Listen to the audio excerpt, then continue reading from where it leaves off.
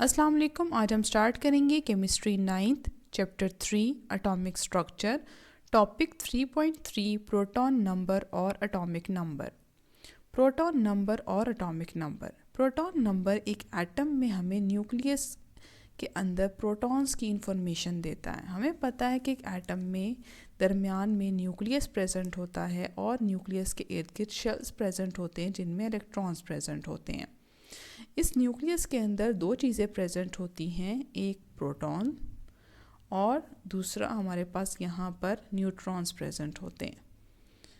अब प्रोटॉन कितने प्रेजेंट हैं ये इंफॉर्मेशन हमें एटॉमिक नंबर देता है। प्रोटॉन फॉर एग्जांपल एक एटम का एटॉमिक नंबर 1 है। इट मीन्स कि इसके न्यूक्लियस के अंदर एक प्रोटॉन प्रेजेंट है। एटॉमिक नंबर को हम रिप्रेजेंट करते हैं सिंबल Z से, यानी कि Z वैल्यू हमें बताता है कि एटम के अंदर कितने प्रोटॉन्स प्रेजेंट हैं। अगर प्रोटॉन्स के ऊपर चार्ज की बात करें तो उनके ऊपर पॉजिटिव चार्ज होता है, जबकि न्यूट्रॉन के ऊपर कोई चार्ज नहीं होता, ये न्यूट्रल होता है। और ये जो इलेक्ट्रॉन्स मूव करते हैं अराउंड द न्यूक्लियस, इनके ऊपर नेगेटिव चार्ज होता है।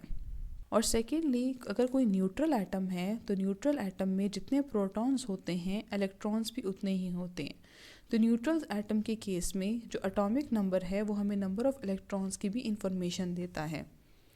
प्रोटॉन नंबर ऑफ और एटॉमिक नंबर एग्जाम्पल, जैसे हाइड्रोजन का एटॉमिक नंबर 1 है। इट मीन्स कि हाइड्रोजन के न्यूक्लियस के अंदर एक ही प्रोटॉन प्रेजेंट होगा। इसका एटॉमिक नंबर वही बताता है कि एटम के न्यूक्लियस के अंदर कितने प्रोटॉन्स हैं।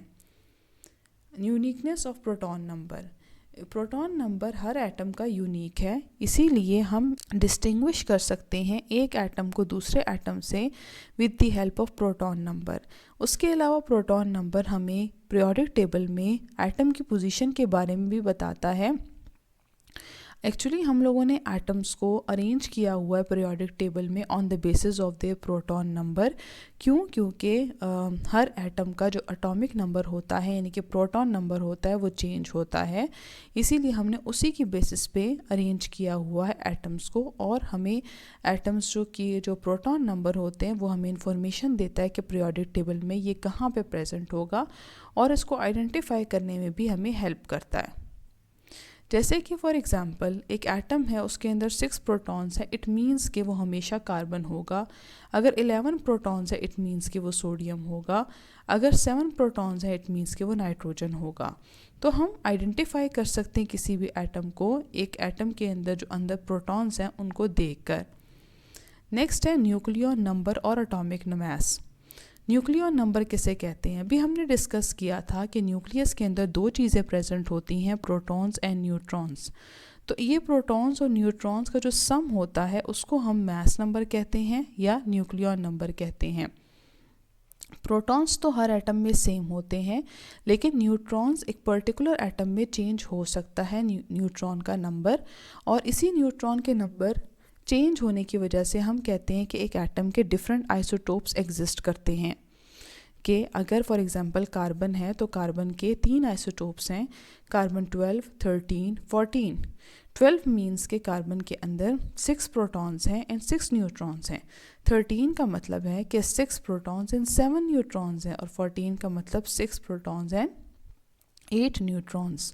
हम एक एटम के अंदर न्यूट्रॉन नंबर फाइंड कर सकते हैं अगर हम मास नंबर को एटॉमिक नंबर से माइनस कर दें। जैसे कि एग्जांपल 3.1 है कि एक एटम है जिसका एटॉमिक नंबर 17 है। इट मीन्स कि उसमें नंबर ऑफ प्रोटॉन्स कितने होंगे? नंबर ऑफ प्रोटॉन्स भी 17 होंगे। उसका मास नंबर हमें बताया है कि वो 35 होगा। इसका मतलब है कि न्यूक्लियस के अंदर जो प्रोटॉन्स और न्यूट्रॉन्स हैं उनका जो सम है दैट इज़ इक्वल्स टू 35। अब हमने फाइंड करना है कि प्रोटॉन्स कितने हैं, तो जो एटॉमिक नंबर है वही प्रोटॉन नंबर है यानी कि 17।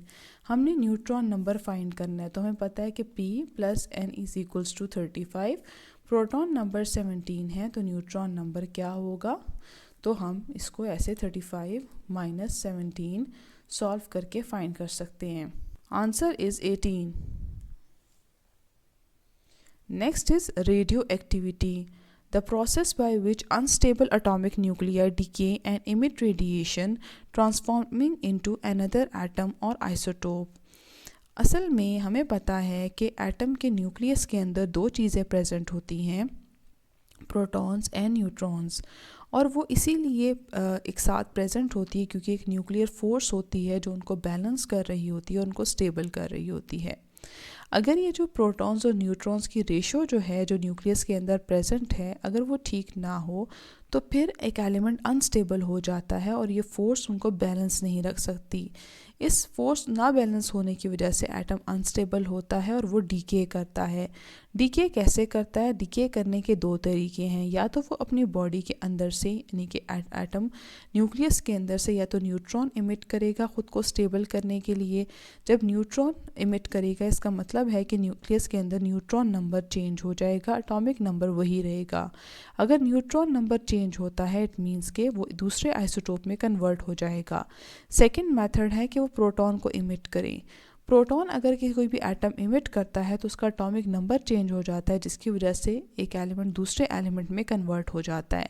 जैसे कि एग्जांपल है कार्बन 14 की, कि रेडियो एक्टिव आइसोटोप जो कार्बन 14 का है वो डीके करके नाइट्रोजन 14 में यानी कि दूसरे एटम में कन्वर्ट हो जाता है।